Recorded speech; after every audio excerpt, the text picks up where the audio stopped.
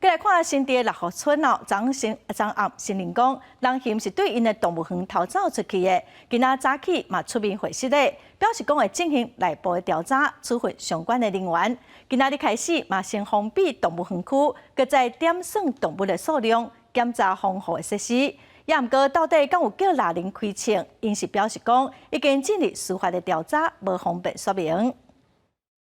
这只人嫌死亡的事件引起大家讨论。绿化村2到暗时承认讲，这只人嫌是为因园区逃走出去的，嘛讲已经随甲动物园区关起来，清查所有动物的数量，还有防护设施，针对园区相关单位，还有主管进行调查甲处分。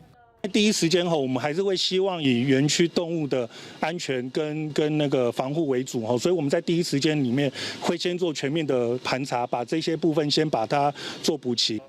针对媒体问讲，敢会甲拉人提告？绿化村表示，目前无方便说明。也那新北市原住民族帕拉协会嘛强调讲，拉人未乌白开枪，嘛有提出声明讲，迄当阵是认为这只人嫌有攻击性，而且嘛有得到绿化村兽医的同意了后才开枪，想袂到好心煞去有雷针。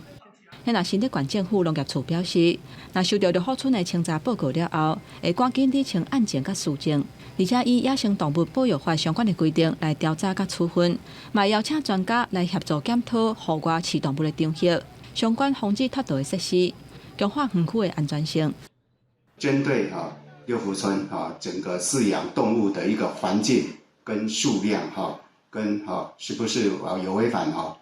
那个野动法跟动保法的部分，我们会做一个全面的一个总体检。现在目前全案已经进入司法程序，由检察官调查。这整个过程中确实有诸多的疑点，未来桃园市政府农业局都会提供相关的资讯给检方参考，以助厘清事实。针对绿化村动物园承认讲，这只人嫌是因的，桃园市农业局表示，等司法理清事实了后，会针对绿化村应该负的责任，市府嘛会做出相应的处置。记者综合报道。